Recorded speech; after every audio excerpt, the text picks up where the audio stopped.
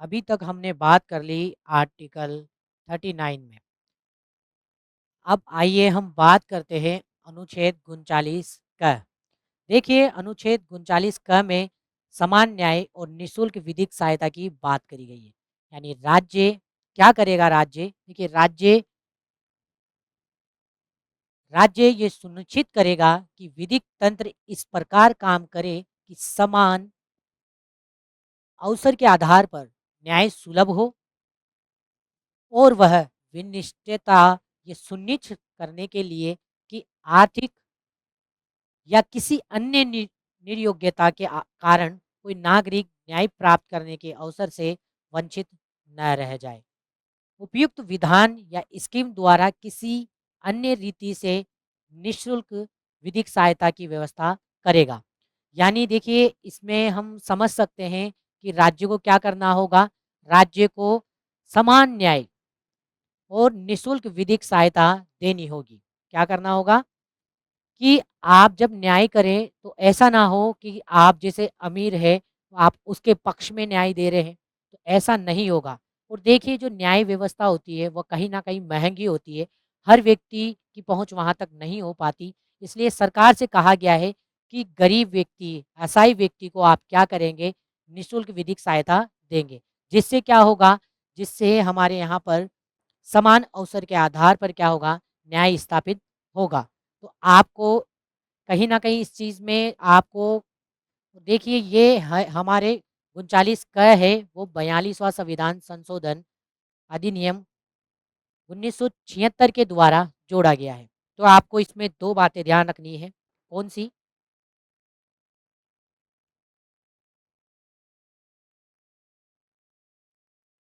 पहली बात,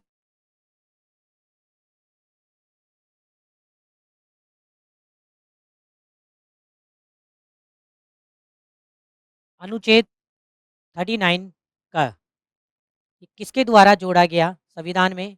ये जोड़ा गया 42वां कॉन्स्टिट्यूशन अमेंडमेंट एक्ट 1976 के द्वारा जोड़ा गया। और इसकी मेन जो की पॉइंट है वो आपको क्या ध्यान रखना है कि क्या करना होगा? राज्य को समान न्याय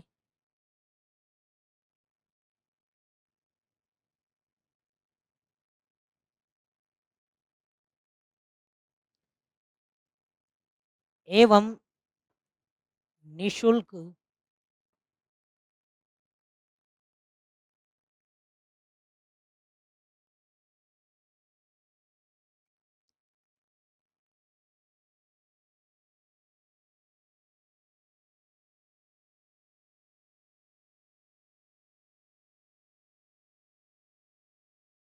ये 2 बातें आपको मोटे तौर पर इसमें ध्यान रखनी है। क्या ध्यान रखना है? कि 42वां कॉन्स्टिट्यूशन अमेंडमेंट 1976 के द्वारा हमारे यहाँ पर क्या दिया गया? 39 ए जो है वो लाया गया और उसमें क्या देना है हमें? समान न्याय और निःशुल्क विधिक सहायता देनी है। तो आप लोग इस चीज़ को ध्यान में रखेंगे।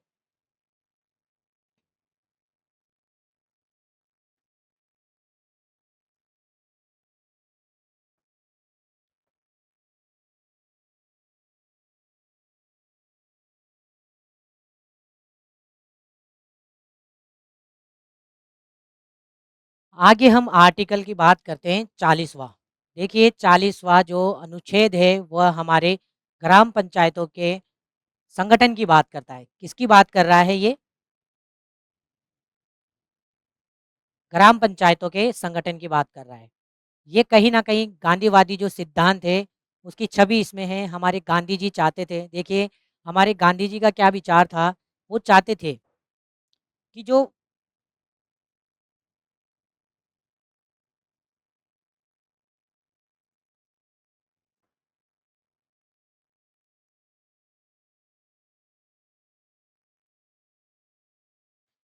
वो क्या चाहते थे? देखिए वो चाहते थे कि जो फिलहाल जो व्यवस्था है हमारे भारत की वो है ऊपर से नीचे की ओर सत्ता का हस्तांतरण होता है। लेकिन गांधी जी चाहते थे कि जो व्यवस्था चले वो कहाँ से? नीचे से नीचे से ऊपर की ओर जानी चाहिए। यानी ग्राम गाँव से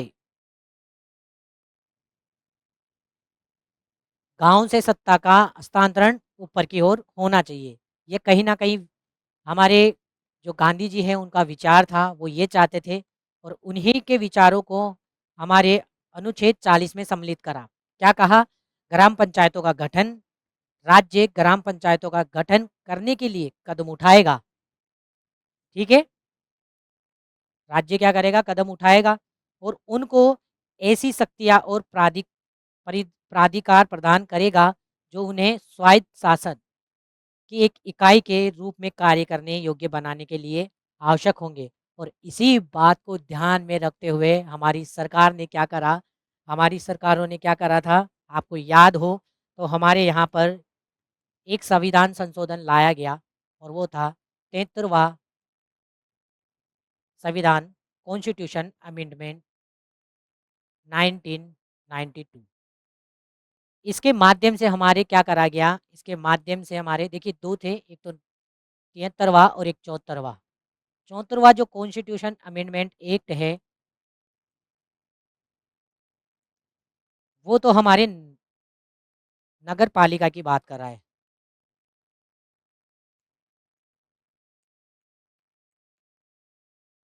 और यहाँ बात हो रही है हमारे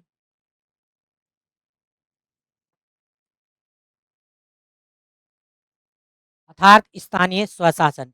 और इस स्थानीय स्वशासन के माध्यम से फिर संविधान में संशोधन करा गया और फिर हमारे यहाँ पर स्थानीय स्वशासन की स्थापना करी गई, ताकि जो स्थानीय क्षेत्र में रहने वाले जो लोग हैं वो अपने क्षेत्र में खुद स्वयं शासन सत्ता संभालें। तो ये हमारे इसी जो अनुच्छेद है 40 उसके माध्यम से पूरा करा गया राज्य सरकारों ने। तो देखिए, क्योंकि मैंने आपको बताया था क्योंकि ये बाध्यकारी नहीं थे और जिस समय हमारे भारत आज़ाद हुआ उस समय इस तरीके की कोई व्यवस्था ही नहीं थी कि हम तुरंत उसको उनका पालन कर सकें। तो धीरे-धीरे हमारे संविधान में संशोधन करा और इनको एक कानूनी रूप दिया गया। तो आप 40 को भी ध्यान रखेंगे, तो 40वें अनुच्छेद में आपको क्या ध्यान रखना है? ग्राम पंचायतों का गठन। तो आपको की नोट में आपको ध्यान रखना है। तो 39 क में तो आपको क्या ध्यान रखना है? समा समान न्याय और निःशुल्क विधिक सहायता। और 40 में आपको ध्यान रखना है ग्राम पंचायतों पंचायतों का गठन।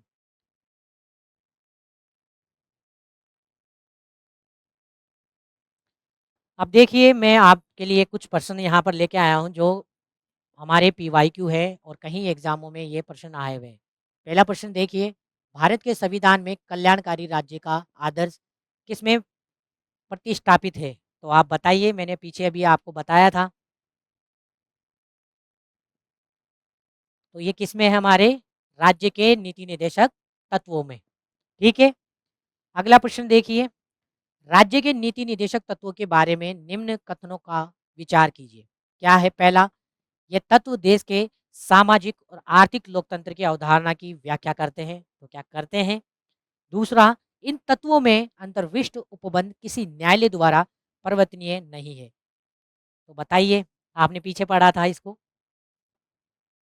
तो बिल्कुल ये दोनों बात एकदम सत्य है कि सामाजिक और आर्थिक लोकतंत्र की स्थापना हमारा डीपीएसपी कर रहा है और ये न्यायालय में परिवर्तनीय नहीं है। अर्थात अपना आंसर आ जाएगा सी। एक और प्रश्न है देखिए, भारत के संविधान के उद्देश्यों में एक ऐसे रूप में आर्थिक न्याय का किसमें उपबंध किया गया है? उद्देशिका और मूल अधिकार में, उद्देशिका और राज्य के नीति निदेशक तत्वों में, मूल अधिकारों और राज्य के नीति निदेशक तत्वों में, या उपरोक्त में से किसी में नहीं। तो बताइए, आप देखिए इस प्रश्न को।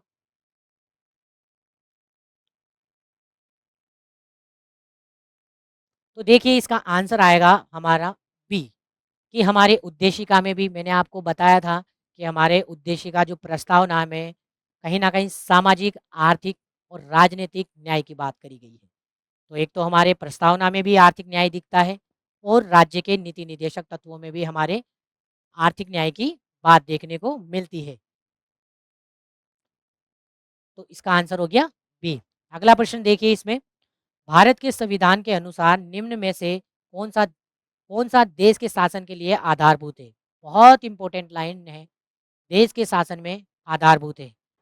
और मैंने आपको पीछे बताया भी था, आप याद करिए, आर्टिकल 37। यानी इसका आंसर भी अपना क्या होगा? राज्य के नीति के निदेशक तत्व। तो ये थे प्रश्न। मैं आपके लिए एक प्रश्नों की श्रृंखला आगे पूरा ही हम देखेंगे, उसमें अपन पीवाईक्यू भी लेंगे और आने वाले एग्ज़ामों में किस प्रकार के प्रश्नों की संभावनाएँ होती है, वो भी मैं आपके सामने लाऊँगा। अब हम कुछ आगे और इसमें बात करते हैं अनुच्छेद के आगे। देखिए, हम बात करेंगे अगले अनुच्छेद 41 की। ये बात करता है हमारे कुछ दशाओं में काम, शिक्षा और लोक सहायता पाने का अधिकार। कौन-सी 3 चीज़ें हैं? मेरे साथ ही आप यहाँ याद करिए। कौन-कौन सी? काम, शिक्षा और लोक सहायता पाने। कौन-कौन से शब्द हैं? काम, शिक्षा और लोक सहायता।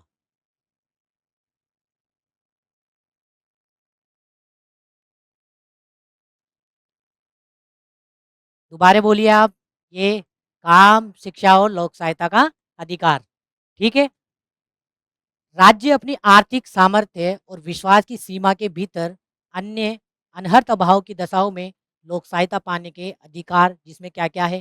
काम पाने, शिक्षा पाने, बेकारी, बुढ़ापा, बीमारी और निःशक्तता तथा को प्राप्त करने का प्रभावी उपबंध करेगा। देखिए, इसकी भाषा थोड़ी-सी क्लिष्ट है क्योंकि ये बेर एक्ट की है, लेकिन मैं आपको बताता हूँ इसमें कि देखो 2-3 चीज़ें तो आपको ये याद रखनी है, काम, शिक्षा और लोक सहायता पाने का।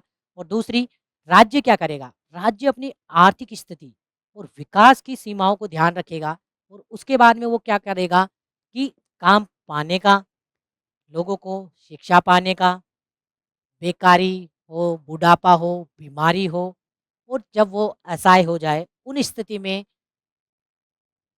प्राप्त करने का प्रभावी उपबंध करेगा। तो ये भी अपने को ध्यान रखना है। इन कीवर्ड को आप ध्यान रखें, काम पाने,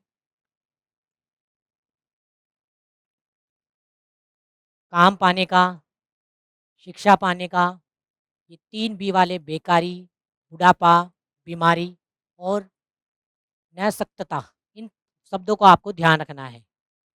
किन-किन को दोबारा बोले इसमें? काम, शिक्षा, बेकारी, बुढ़ापा और बीमारी। पूछा जा सकता है कि ये शब्द कौन से अनुच्छेद में है? तो ये 41 में है। अब अपन बात करते हैं अगले अनुच्छेद की, वो है 42। देखो 42 में क्या है? काम की न्यायसंगत और मानवोचित दशाओं तथा प्रसूति सहायता का उपबंध। यहाँ पर किस-किस की? काम की न्यायसंगतता और मानवोचित दशाएँ और प्रसूति सहायता।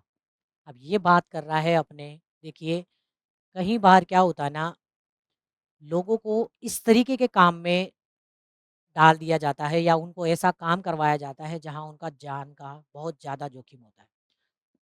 तो वहाँ पर यहाँ पर राज्य को बोल रहे हैं कि ऐसा कोई कार्य नहीं करवाना है, उन चीज़ों को अपने को ध्यान रखना है और मातृत्व अवकाश कहीं न कहीं ये 42 में ही हमारे उस 42 के माध्यम से ही दिया जा रहा है। तो ये भी चीज़ें अपने को ध्यान रखनी है इसमें। 3 शब्द कौन-कौन से हैं? काम, काम की न्याय संगतता होनी चाहिए।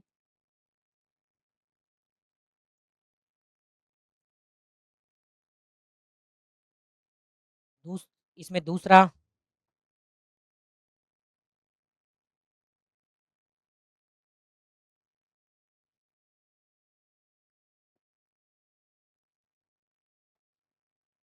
दूसरा आपको याद रखना है मानवोचित दशाएँ।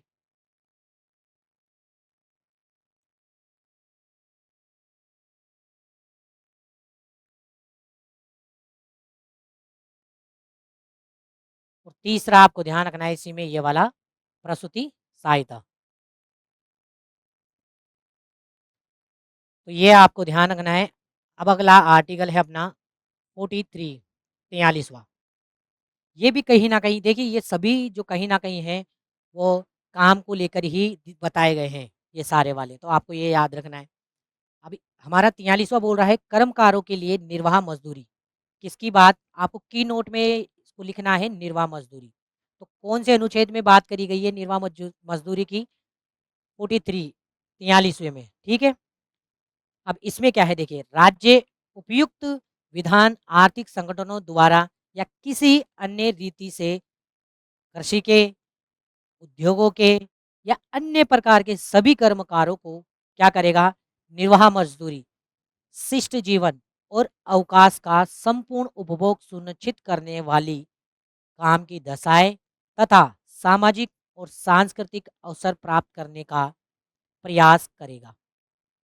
यानी इसमें क्या है? देखो इसमें क्या करनी है राज्य को?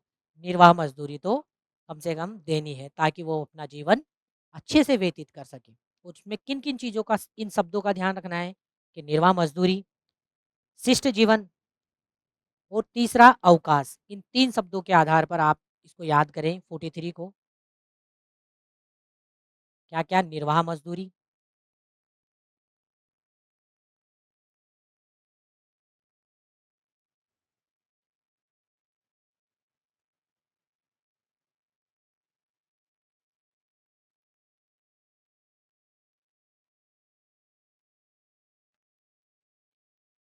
तो ये आपको याद हो गया होगा, कर्मकारों के लिए निर्वाह मज़दूरी और इसमें है चाहे वो कोई से भी सेक्टर का हो, चाहे कृषि का हो, चाहे उद्योग का हो, चाहे किसी भी क्षेत्र में लगा हुआ कोई व्यक्ति हो, उसको क्या करना है, निर्वाह मज़दूरी का देना है। उसका जीवन बहुत अच्छा होना चाहिए यानी शिष्ट जीवन, स्टैंडर्ड लाइफ़ होनी चाहिए। अवकाश, ये कहीं न कहीं क्योंकि देखिए कई जगह पर क्या होता है ना कि जैसे भट्टों पर काम करने वाले लोग हैं, उन्हें अवकाश ही नहीं मिलता। अवकाश नहीं मिलेगा तो उनका स्वास्थ्य खराब होगा। स्वास्थ्य खराब होगा तो कहीं न कहीं वो उसकी जान भी जा सकती है। तो इसी वजह से इन इन चीज़ों को हमारे नीति निर्देशक तत्वों में शामिल करा ताकि राज्य इनको अमल में लाए। तो ये हमारा 43 वाला था। आगे देखिए, अपना अगला जो अनुच्छेद है वो 43 का क है। इसमें क्या बात करी गई है? इसमें बात करी गई है कि उद्योगों के प्रबंधन में कर्मकारों का भाग लेना। मैनेजमेंट में मैनेजमेंट में क्या होता है कि जो स्वामी होता है वही सारे निर्णय लेता है और वो निर्णय अगर लेगा तो वो कैसे लेगा? वो अपने ही पक्ष में लेगा। वो मज़दूरों को और इनको ध्यान में नहीं रखेगा। अगर ध्यान में क्योंकि देखो समस्या तो किसकी है? मज़दूरों की और निर्णय ले रहे हैं बड़े लोग, मालिक, स्वामी। जबकि उन लोगों को भी शामिल करो ताकि वह अपनी समस्या को बताए और उस समस्या का फिर क्या हो सके? समाधान हो सके। और इसी चीज़ को ध्यान में रखते हुए फिर अपने जो अनुच्छेद 43 क है वो लाया गया और ये कब लाया गया? ये हमारे 42वां संविधान संशोधन उसके द्वारा हमारे यहाँ पर संविधान में शामिल करा गया। ठीक है? तो इसमें देखिए क्या है? उद्योगों के प्रबंधन में कर्मकारों का भाग लेना।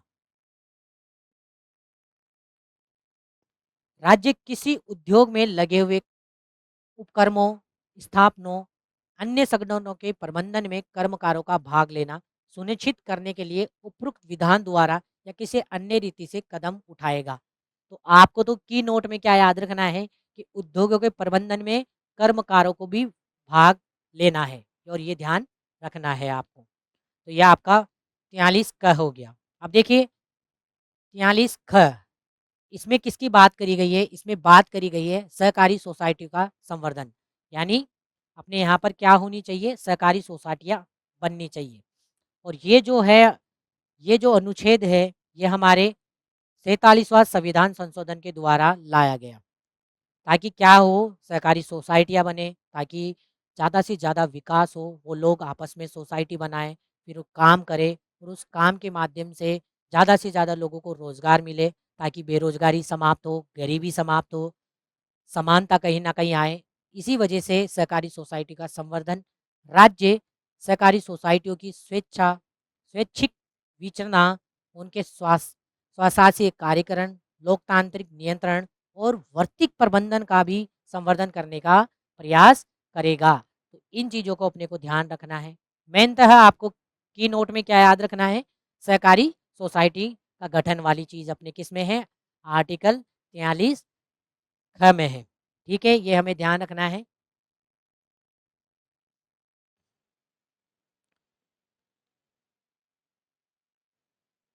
अब हमारा अनुच्छेद आ रहा है 44 जिसमें हमारे बात करी गई है समान सिविल संहिता अर्थात यूनिफॉर्म सिविल कोड की। अब देखिए यूनिफॉर्म सिविल कोड की स्थापना की कहीं न कहीं बात करी गई है यहाँ पर।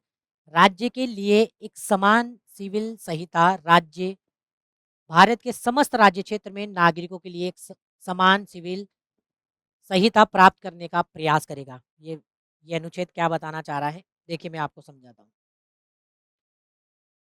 देखिए कानून 2 तरीके के हैं।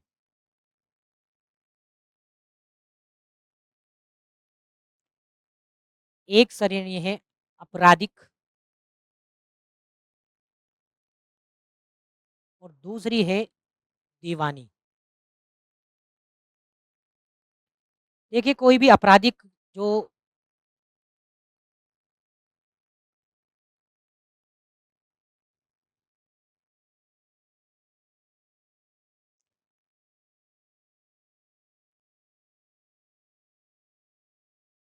देखिए कोई भी आपराधिक कानून है तो उसमें तो हमारे किसी भी प्रकार का भेदभाव नहीं है, चाहे वो हिंदू हो, मुस्लिम हो, सिख हो, ईसाई हो, पारसी हो, चाहे वो किसी भी धर्म का हो, किसी भी जाति का हो, उन सबको क्या है ना एक ही आधार पर क्या दिया जाएगा, उसको दंड दिया जाएगा। यानी आपराधिक कानून में तो हमारे किसी भी प्रकार का भेदभाव देखने को नहीं मिल रहा।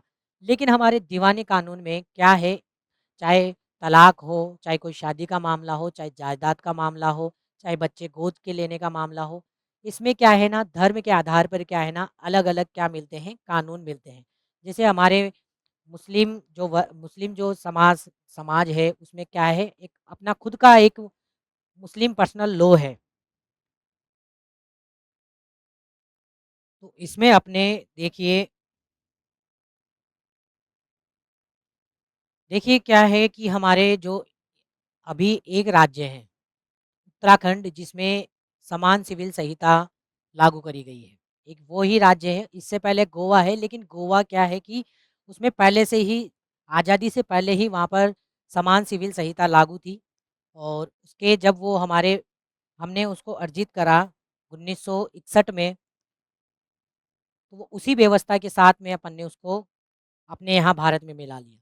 लेकिन जो स्वतंत्रता के बाद में अगर प्रथम राज्य है तो वो उत्तराखंड है जहाँ पर समान सिविल संहिता लागू करी गई है। ताकि इसमें क्या है ना कि इसमें किसी भी धर्म इसमें ये है कि किसी भी धर्म को क्या है कि वो चाहे किसी भी धर्म का हो उस पर सभी पर समान कानून लागू होंगे। इस बात का इसमें ध्यान रखा जाता है। तो ये हमारे भारत में अभी लागू पूर्णतः नहीं हुआ है और इस पर सरकार अभी भी मौन है कहीं न कहीं और इस पर विवाद ही चल रहे हैं अभी। तो अब हम अगले अनुच्छेद पे चलते हैं। अपना अगला अनुच्छेद है वो है 45। अब देखिए 45वाँ अनुच्छेद क्या बात करता है। देखिए अनुच्छेद 45 में हमारे 6 वर्ष से कम आयु के बालकों के लिए क्या करा गया है कि 6 वर्ष के कम आयु के बालकों के लिए आरंभिक बाल्यावस्था में देख-रेख और शिक्षा का उपबंध राज्य सभी बालकों के लिए क्या करेंगे, शिक्षा का उपबंध करेंगे। देखिए हमारे मूल अधिकारों में अनुच्छेद इक अनुच्छेद 21 ए में शिक शिक्षा का अधिकार उसमें शामिल करा गया और एक हमारे यहाँ पर 45वाँ जो अनुच्छेद है वहाँ पर 6 वर्ष से कम आयु के, तो आपको की नोट में क्या याद रखना है, 6 वर्ष से कम आयु के जो बालक हैं उनको क्या करना है, आरंभिक बाल्यावस्था में देख-रेख और उन्हें शिक्षा देनी है। तो ये हमारे अनुच्छेद 45 में है। अब अपन बात करते हैं अगला अनुच्छेद 46। इसमें क्या है देखिए, इसमें है एसटी हो, एससी हो या अन्य दुर्बल वर्ग हो, उनको शिक्षा, अर्थ संबंधित हितों की संवर्धी, राज्य जनता के दुर्लभ वर्गों के लिए क्या करेंगे, विशिष्टतः कौन-कौन से?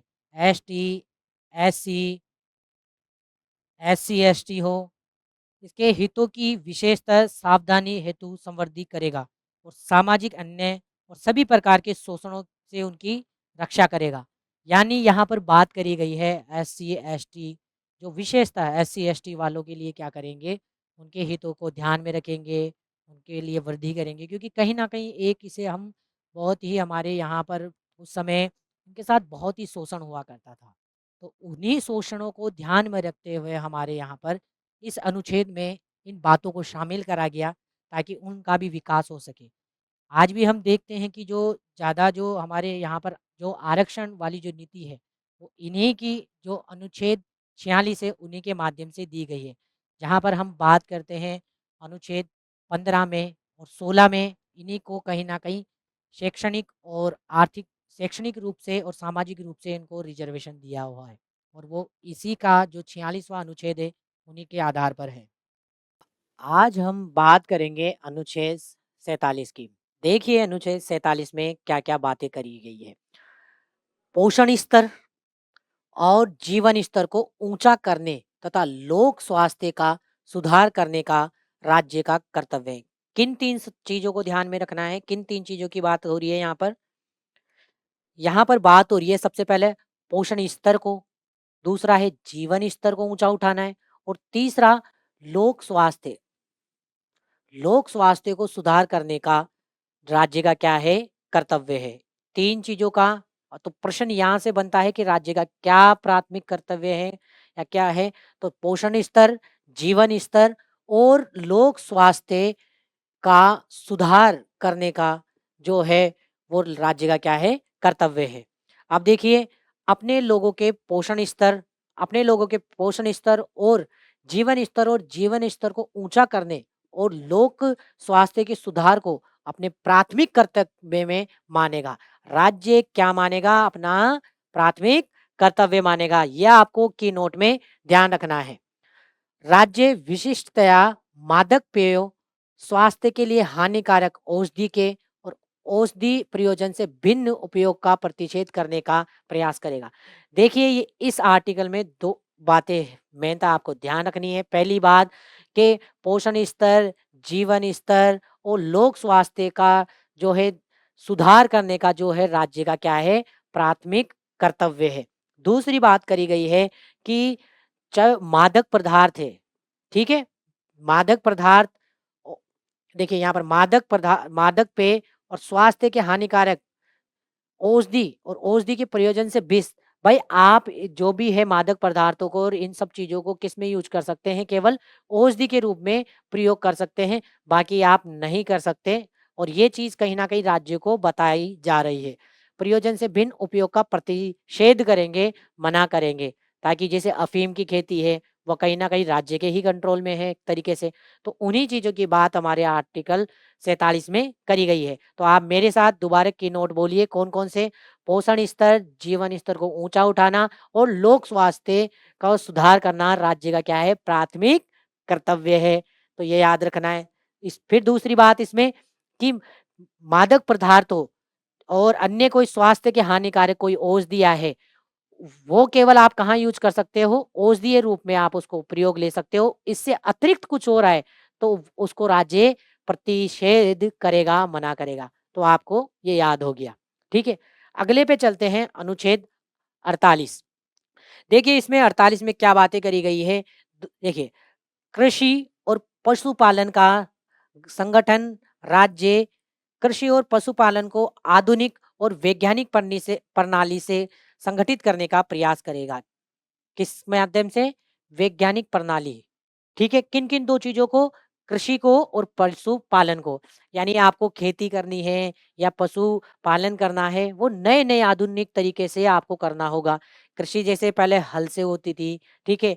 और बैलगाड़ियों से इनसे होती थी। आज आप देखिए कि कृषि में किन-किन तरीके से आधुनिकताएँ देखने को मिल रही है।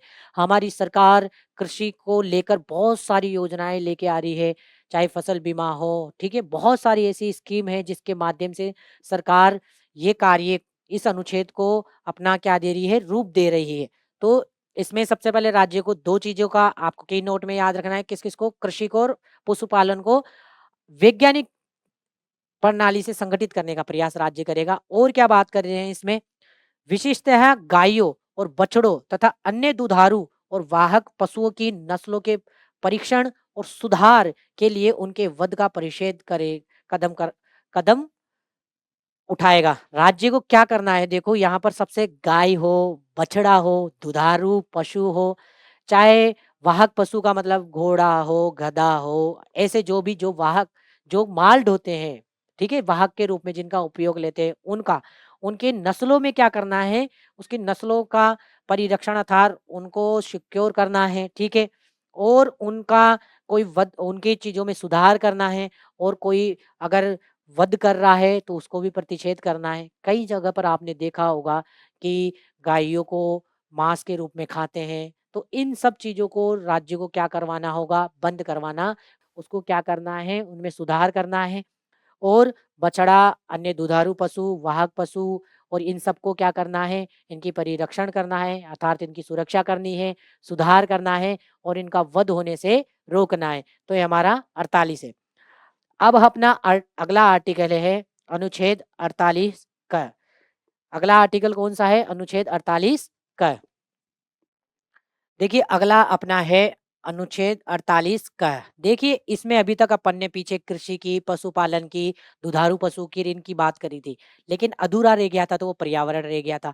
इसलिए हमारे यहाँ पर संविधान संशोधन 42वां संविधान संशोधन लाया गया और उसके माध्यम से 48 का संविधान में जोड़ा गया राज्य नीति निदेशक तत्वों में। और क्या बात करी कि हमें अब क्या है, पर्यावरण का संरक्षण क्या है, इन्वायरमेंट को आपको क्या करना है, इन्वायरमेंट का संरक्षण, पर्यावरण का संरक्षण करना है। सिर्फ उसकी सुरक्षा ही नहीं करनी बल्कि उसको बढ़ावा देना है। वन तथा वन्य जीवों की रक्षा, राज्य देश के पर्यावरण के संरक्षण तथा संवर्धन का और वन्य जीवों की रक्षा करने का प्रयास करेगा। यानी देश के पर्यावरण की मेनता है इसमें किसकी, पर्यावरण की। और वन चाहे फोना हो, फ्लोरा हो, उन सब की सुरक्षा, उसका संवर्धन करने की ज़िम्मेदारी किसकी बताई है? राज्य की बताई है और राज्य इसके लिए क्या करेगा? प्रयास करेगा। तो ये बात हमारे 48 क में बताई गई है। की नोट में आप ध्यान रखेंगे, क्या ध्यान रखना है इसमें? पर्यावरण और वन्य जीव, पर्यावरणों का संरक्षण, वन्य जीवों का, वन और वन्य जीवों की रक्षा करना, ये ध्यान रखेंगे। और कौन से संविधान संशोधन? 42वां कॉन्स्टिट्यूशन अमेंडमेंट एक्ट, इसके माध्यम से 1976 के माध्यम से ये संविधान में जोड़ा गया। ये भी आपको ध्यान में रखना है। अगला आर्टिकल आता है हमारे अनुच्छेद 49 49वां। अब 49वां हमारा क्या कहता है ये देखिए। 49 में हमारे बात करी गई है राष्ट्रीय महत्व के स्मारक हो, स्थल हो, कोई वस्तु हो तो उसका राज्य को क्या करना है? संरक्षण करना है। जैसे हमारे कोई, जैसे मान लीजिए लाल किला है, तो लाल किला की कहीं न कहीं राज्यों की ज़िम्मेदारी है कि वो क्या रहे, उनका संरक्षण हो, कोई उसे हानि ना पहुँचाए। देखिए कई बार क्या होता है ना कि जनता क्या करती है, कोई हड़ताल कर रही है, किसी भी तरीके का प्रदर्शन कर रही है, तो वो क्या होता है कि सरकारी जो भी इस तरीके के स्मारक या कोई स्थल है, कोई वस्तु है, तो उसको हानि पहुँचाने का प्रयास करती है। तो यही चीज़ हम राज्य की ज़िम्मेदारी है कि वो उनको क्या करे, संरक्षण दे। तो ये बात 49 में करी गई है। ठीक है, फिर अपना अगला आर्टिकल आता है 50वां। 50वां आर्टिकल अपने आप में बहुत विशेष है, जहाँ पर कार्यपालिका से न्यायपालिका के पृथक्करण की कहीं न कहीं बात करी गई है। और यहाँ पर ये कहीं न कहीं शक्ति पृथक्करण के सिद्धांत की बात कर रहा है। यानी सरकार के जो अंग है, 3 अंग है, कार्यपालिका, व्यवस्थापिका और न्यायपालिका। यानी व्यवस्थापिका, कार्यपालिका और न्यायपालिका। इनको सबको अलग रखने की बात है और मेनता भी किसको, कार्यपालिका न्यायपालिका से अलग होगी। क्योंकि कार्यपालिका जो भी कानून बनते हैं उन कानूनों को इम्प्लीमेंट करने का कार्य करती है और न्यायपालिका न्याय देने का काम करती है। और ये अनुच्छेद 50वां ये बात करता है कि ये दो चीजें अलग है, कार्यपालिका अलग होगी, न्यायपालिका अलग है। तो यही बात यहाँ है, कार्यपालिका कार्यपालिका से न्यायपालिका के पृथक्करण राज्य की लोक सेवाओं में न्यायपालिका को कार्यपालिका से पृथक करने का राज्य कदम उठाएगा। यानी इन दोनों चीजों को अलग रखेंगे। ठीक है, ये अपने को ध्यान रखना है। तो 50वें का की नोट क्या याद रखना है? कार्यपालिका को न्यायपालिका से अलग रखना, ये 50वें में। देखिए अनुच्छेद 51। 51 बात करता है, अब बात आती है, अभी तक थी भारत की बात, अब बात करते हैं अंतर्राष्ट्रीय स्तर की क्या बात है। ये भी बहुत बार एग्जामों में पूछा जाता है इसके बारे में भी। तो देखिए राष्ट्रीय शांति और सुरक्षा की अभिवृद्धि कैसे होगी उसकी बात है। किन किन चीजों की? शांति की और सुरक्षा की।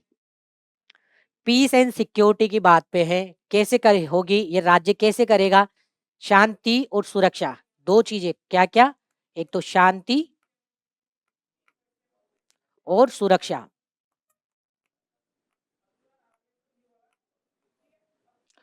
देखो, राज्य क्या करेगा? राज्य शांति और सुरक्षा के लिए राज्य क्या करना चाहिए? ये बात इसमें बोली गई है। देखो, इसमें बात करी गई है हमारे 51वें में सबसे पहली बात करी गई है कि किसकी राष्ट्र शांति और सुरक्षा की अभिवृद्धि राज्य करेगा। यानी ज़्यादा से ज़्यादा देश में क्या करेगा? शांति बनाए रखेगा। एक देश दूसरे देश से झगड़ा ना करे, शांति बनी रहे, तो सुरक्षा रहे, तो ये कहीं न कहीं ज़िम्मेदारी हमारी होती है। और इसीलिए हम जैसे हमारी सेनाएँ हैं, ये सभी तैनात इसीलिए कर रखे हैं हमने, ताकि शांति और सुरक्षा बनी रहे। दूसरी बात होती है राष्ट्रों के बीच न्याय संगत और सम्मानपूर्वक संबंध बने रहे। न्याय संगत और कैसे सम्मानपूर्वक, यानी किसी से भी किसी भी तरीके से अन्याय ना हो, उनके साथ अपना व्यवहार अच्छा रहे, सम्मानपूर्वक रहे, पाकिस्तान जैसा ना रहे, तो ये भी राज्य की जिम्मेदारी होती है। ठीक है? और ग में बात कर रखें संगठित लोगों के एक दूसरों के व्यवहारों में अंतर्राष्ट्रीय विधि और संधि बाध्यता के बाध्यताओं के प्रति आदर बढ़ाने का क्या है? क्या बोल रहा है? संगठित लोगों के एक दूसरों के व्यवहारों में अंतर्राष्ट्रीय विधि और संधि इनकी बाध्यताओं को और इन बाध्यता के प्रति आदर बढ़ाने का।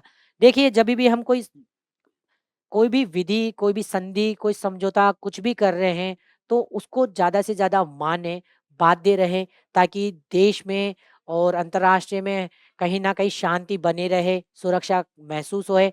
ये चीज़ें भी राज्य को करने की बात कही जा रही है। और ये जो अंततः है एक लास्ट बच रहा है, वो आपको दिख नहीं रहा, लेकिन इसमें है कि किन लोगों देश में कोई भी विवाद होता है तो उन विवादों का समाधान किसके माध्यम से करने का प्रयास करेंगे? मध्यस्थता के माध्यम से उसका समाधान करने का प्रयास करेंगे। इसीलिए हमारे यहाँ देखिए जो बड़े-बड़े संगठन हैं, जैसे यूएनओ है, यूएनओ एक अंतर्राष्ट्रीय स्तर पर शांति और सुरक्षा कहीं न कहीं प्रोवाइड करवाता है वो, और वो देशों के बीच में मध्यस्थता भी करवाने की कोशिश करता है। तो ये भी सब चीज़ें तो अनुच्छेद 51 में हमारे किससे संबंधित है? अंतर्राष्ट्रीय स्तर से संबंधित सुरक्षा, शांति, न्याय संगत, सम्मानपूर्वक व्यवहार हो एक तरीके से विधि और संधि जिनको आप मानने के लिए बाध्य हो उनकी बात करी गई है। तो ये थे हमारे अभी तक राज्य के नीति निदेशक तत्व। अब आइए हम इनमें आगे बात करेंगे राज्य के नीति निदेशक तत्वों में। अभी तक जो भी अभी तक अपन ने बात कर ली थी इनके अनुच्छेदों की। अब अपन बात करेंगे इसमें जो अभी तक संविधान में संशोधन हुए हैं नीति निदेशक तत्वों में 42वां, 44वां, 86वां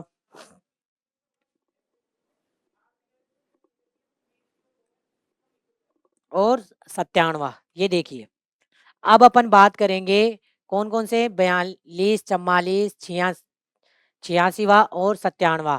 देखिए हमारे 42वें संविधान संशोधन के द्वारा नीति निदेशक तत्वों में कौन से अनुच्छेद शामिल करे गए? सबसे पहले आपकी ज़िम्मेदारी होती है इनको याद करना। कौन-कौन सा? अनुच्छेद 39। अब हम बात करेंगे राज्य के नीति निदेशक तत्वों में अभी तक कौन-कौन से संविधान संशोधन हो गए हैं और उनके द्वारा हमारे इसमें कौन से अनुच्छेद जोड़े गए। तो हम बात करेंगे 42वें, 44वें, 86वां और 97वां संविधान संशोधन के द्वारा कौन से अनुच्छेद जोड़े गए।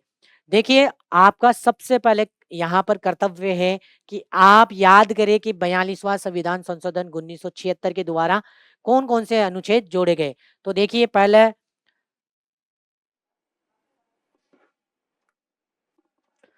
सबसे पहला याद करिए 39, 39 ए, 43 ए और 48 ए।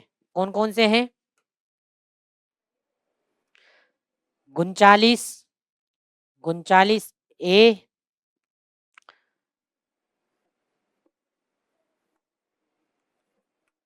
43 ए और 48 ए। कौन-कौन से जोड़े गए थे? 39, 39 ए, 43 ए और 48 ए। मेरे साथ दोबारा बोलिए 39, 39 ए, 43 ए, 48 ए, याद हो गए? यानी 39 यानी बच्चों के स्वस्थ विकास के लिए अवसर सुरक्षित करना, ये बात जोड़ी गई। 39 ए में अपन ने पढ़ा था कि समान न्याय को बढ़ावा देना, निःशुल्क, उसकी बात करी गई है। और गरीबों को निःशुल्क और विधिक सहायता प्रदान करना, उसकी बात करी गई है। 43 ए में अपन ने पढ़ा था कि उद्यमियों को प्रबंधन में क्या करना है, शामिल करना है, उसकी बात करी गई थी। 48 में अपन ने देखा था कि पर्यावरण के संरक्षण को लेकर, कि पर्यावरण की संरक्षण करना है, सुधार करना है, वन्य जीवों की रक्षा करनी है, उसकी बात। तो ये था हमारा 42वां। अब बात करते हैं 44वां संविधान संशोधन। 44वें संविधान संशोधन के द्वारा अपने यहाँ पर 38 में कुछ बात ऐड करी गई। क्या-क्या?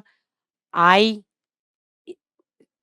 आई सुविधा और अवसर में असमानता को क्या करना, कम करना, इसकी बात करी गई थी। क्या बात करी गई थी? 44वां संविधान संशोधन अधिनियम 1978 में किसकी बात करी गई है? इसमें कौन सा जो अनुच्छेद उसमें परिवर्तन करा गया? 38 में क्या जोड़ा गया? ये जोड़ा गया आय की, असमानता की और अवसर की जो देखो, आय, सुविधा और अवसर की जो असमानता है उसको समाप्त करना। यानी इसमें ज़्यादा से ज़्यादा बढ़ावा देना ताकि आय में, सुविधा में, अवसर को, सभी को समानता मिल सके, ये जोड़ा गया था। फिर अपना अगला आता है 86वां संविधान संशोधन 2002। इसके द्वारा हमने देखा था कि 45वें की जो विषय वस्तु है उसमें परिवर्तन करा गया। और उसमें क्या परिवर्तन करा गया कि 6 वर्ष से कम उम्र के बच्चों को किसकी बात करी गई थी, उनको शिक्षा की, देखभाल की, देखभाल की ये बात करी गई थी। और हमारे प्राथमिक शिक्षा को अनुच्छेद 21 ए के तहत मौलिक कर्तव्य भी बनाया गया था। तो ये तो मौलिक कर्तव्य की बात थी। तो हमारे 45 के विषय वस्तु को परिवर्तित कर दिया गया। संशोधित निर्देश के अनुसार राज्य को सभी बच्चों के लिए 6 वर्ष से कम की आयु पूरी होने तक क्या आरंभिक देखभाल होनी चाहिए, शिक्षा प्रदान करने की आवश्यकता रखता है राज्य। ठीक है, तो यह भी आपको याद रखना है। फिर हम बात करते हैं 97वां संविधान संशोधन अधिनियम 2011। आपको बहुत बहुत बहुत जरूरी है ये कि कौन सा संशोधन अधिनियम है वो, और उसके अंतर्गत कौन से अनुच्छेद जोड़े गए। बहुत सारे एग्जामों में सीधा आता है, तो गंभीरता के साथ यहाँ पढ़िए, इनको याद करिए। यहीं पर देखिए, कल पर भी कुछ छोड़ेंगे तो वो कल का कल ही रह जाएगा। आप यहीं पर ही इस चीज़ को कंठस्थ करिए कि 86वें में किस कौन सा है अनुच्छेद 45वां, ठीक है ना? उसके विषय वस्तु में परिवर्तन का। हम बात कर रहे थे 97वां संशोधन अधिनियम 2011 में आया, और अपन ने देखा था कि इसमें सहकारी समिति की बात करी गई थी। तो ये भी मैंने आपको बता दिया था। तो ये था अपने संविधान संशोधन।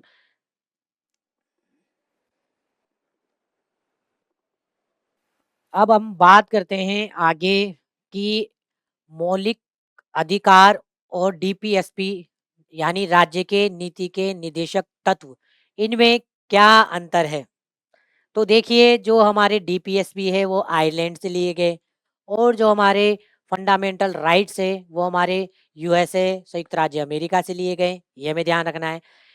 ये जो है गैर परिवर्तनीय होते हैं, जबकि जो हमारे फंडामेंटल राइट्स है वो परिवर्तनीय होते हैं। यानी आप न्यायालय के पास में परिवर्तनीय कराने के लिए जा सकते हैं मौलिक अधिकारों को, तो लेकिन नीति निदेशक तत्वों के लिए आप न्यायालय के दरवाजे नहीं खटखटा सकते। ये भी है। तीसरी इसमें अंतर था, सामाजिक और आर्थिक लोकतंत्र की स्थापना हमारा डीपीएसपी कर रहा है, जबकि फंडामेंटल राइट किसकी करते हैं? राजनीतिक लोकतंत्र की करता है। ये भी आपको ध्यान रखना है।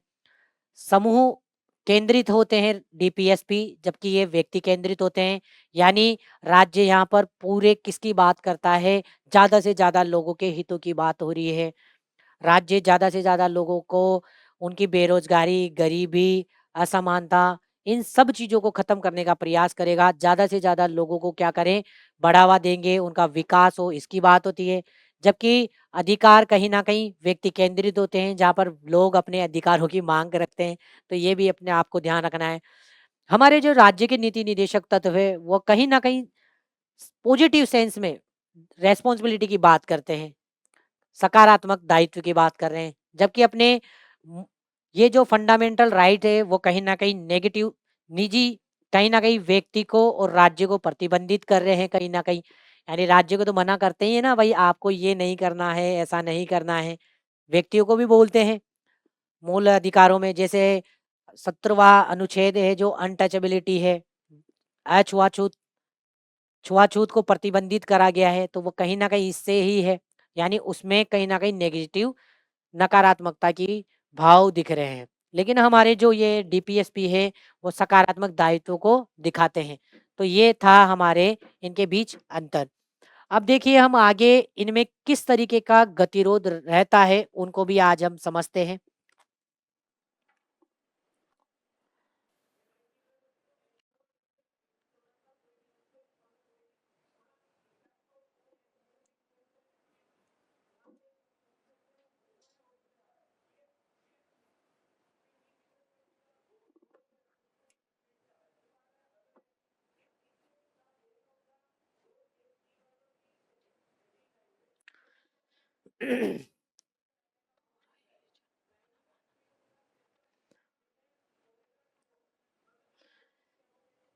देखिए अब हम इनके मौलिक अधिकार और राज्य के नीति निदेशक तत्वों के बीच में किस तरीके से गतिरोध रहा है और उसका क्या समाधान रहा, इन के माध्यम से हम देखेंगे। देखिए ये एग्जामों में भी आता है कि चंपकम दोराइजन बनाम मद्रास राज्य कब आया, 1951 में। गोलकनाथ बनाम पंजाब राज्य 1967 में। केशवानंद भारती बनाम केरल राज्य 1973 में। और मिनर्वा मिल्स बनाम भारत संघ 1980 में। तो सबसे पहले आप याद करें ये, ठीक है, इनको याद करें आप।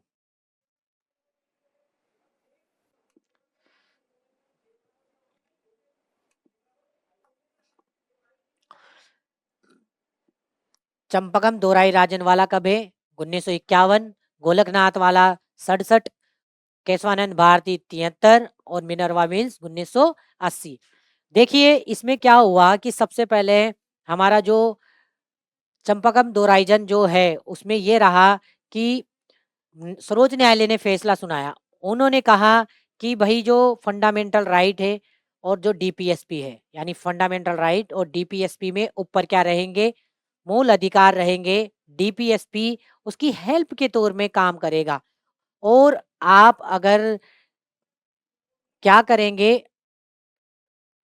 उन्होंने सहायता के रूप में कार्य करेंगे डीपीएसपी। और इसमें माना कि संवैधानिक संशोधन अधिनियम लागू करके संसद मौलिक अधिकारों में क्या कर सकती है, संशोधन कर सकती है। दो बातें मोटी याद रखनी है अपने को इसमें। पहली बात कि फंडामेंटल राइट्स अर्थात मौलिक अधिकार ऊपर हैं, नीति निदेशक तक सहायता के रूप में काम करेंगे।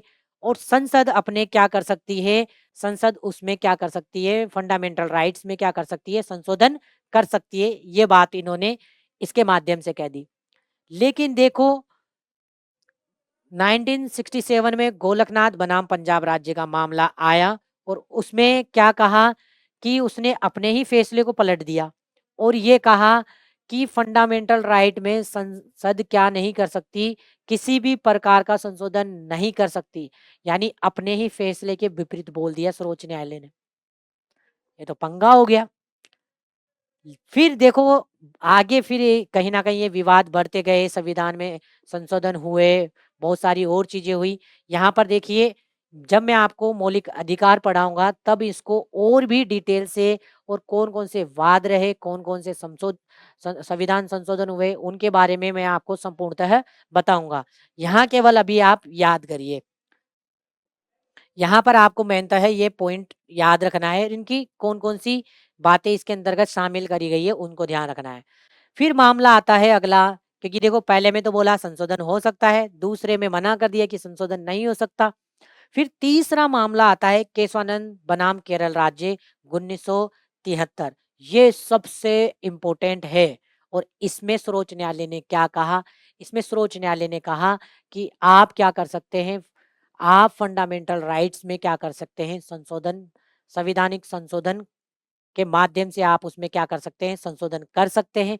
परंतु रुको, संशोधन तो कर सकते हो लेकिन संविधान के मूल ढांचे को आप उसको नहीं बदल सकते। आप मूल ढांचे को नहीं चेंज कर सकते। जो मूल ढांचे में सवाल ये खड़ा होता है कि मूल ढांचा क्या होता है? तो सर्वोच्च न्यायालय ने कहा कि समय के साथ-साथ मैं बताता रहूँगा कि मूल ढांचे में क्या-क्या आता है। जैसे हमारे प्रस्तावना की जो चीज़ें हैं वो कहीं न कहीं मूल ढांचे में आती है। ठीक है? तो केशवानंद भारती में ये बात करी गई और फिर वही मिनर्वा मिल्स बनाम भारत संघ मामले में फिर वापस ये चीज़ दोहराई गई कि जो आप संविधान संशोधन कर सकते हो लेकिन मूल ढांचे में परिवर्तन नहीं कर सकते। ये बात कहीं न कहीं वापस दोहराई गई। तो ये था इनके मध्य गतिरोध। अब हम इसके आलोचना के ऊपर आते हैं कि आलोचना में क्या-क्या है।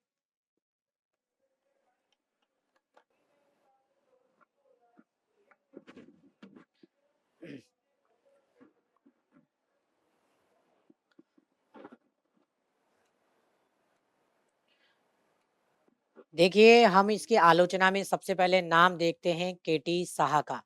केटी साहा ने इसको अतिरिक्त कर्मकांडी कहा और क्या कहा? ऐसा चेक जिसका भुगतान बैंक के संसाधनों पर निर्भर है, यानी न्यायालय में परिवर्तनीय नहीं हो सकते, कानूनी कोई बल नहीं है, बैंक के पास अगर पैसा है तो वो भुगतान कर देगा, नहीं तो नहीं करेगा। इस तरीके के शब्द कहीं न कहीं कौन ले रहे हैं? केटी साहा ने कहा। तो एग्ज़ाम में आपको क्या ध्यान रखना है?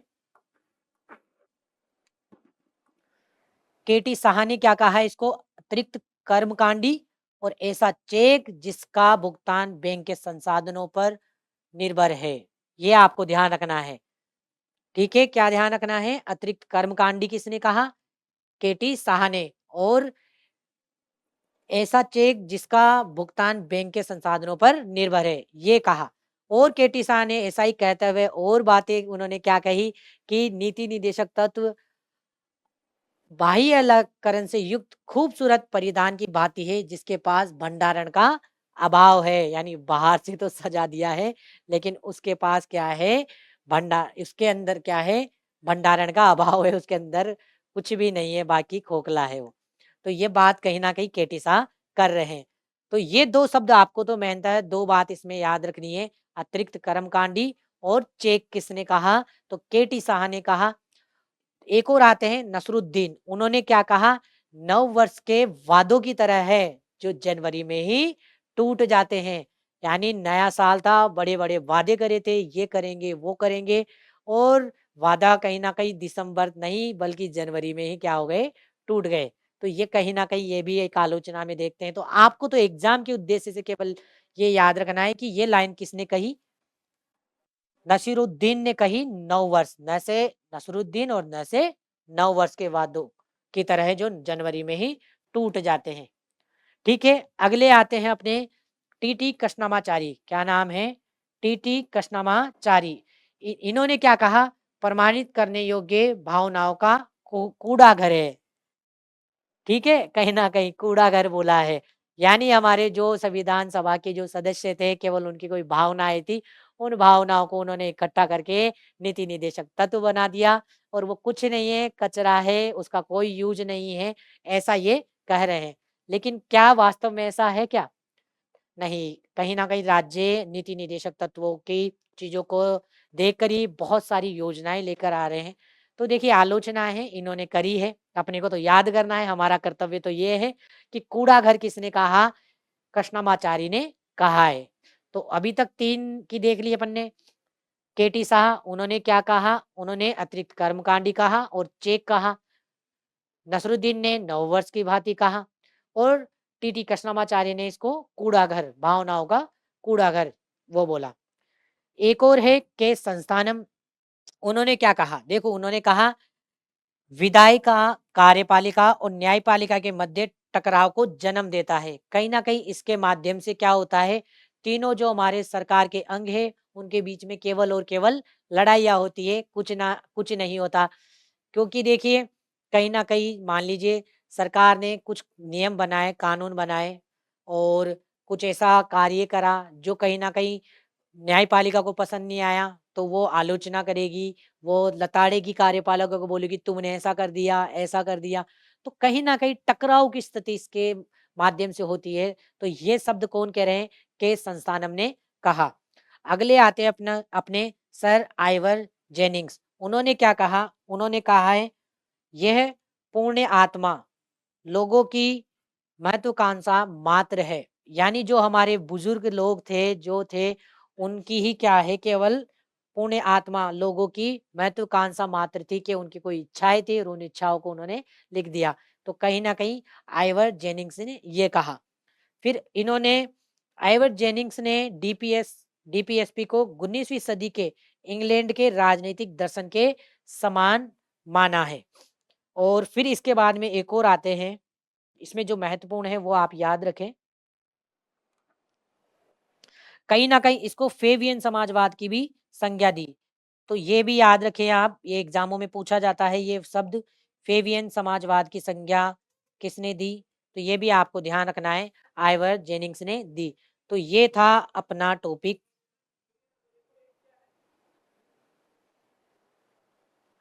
तो ये था हमारे राज्य के नीति निदेशक तत्व। उम्मीद है कि आपको ये पसंद आया है और आपको केवल मेहनत करनी है, याद करना है इसको और कुछ भी कार्य कल पे ना टालें। और आप इनको याद करें, इनसे एग्ज़ामों में भर-भर के प्रश्न आते हैं। अब जो मैं अगली क्लास लाऊँगा, इनके जो भी पीवाईक्यू हैं, वो लेके आऊँगा और इनसे आने वाले एग्ज़ामों में संभावित प्रश्न कौन से बनेंगे, उनको भी हम देखेंगे। और आपको ये आप ज़्यादा से ज़्यादा इस चैनल को सब्सक्राइब करें, साझा करें और लाइक करें और यही है, पढ़ें और बनें।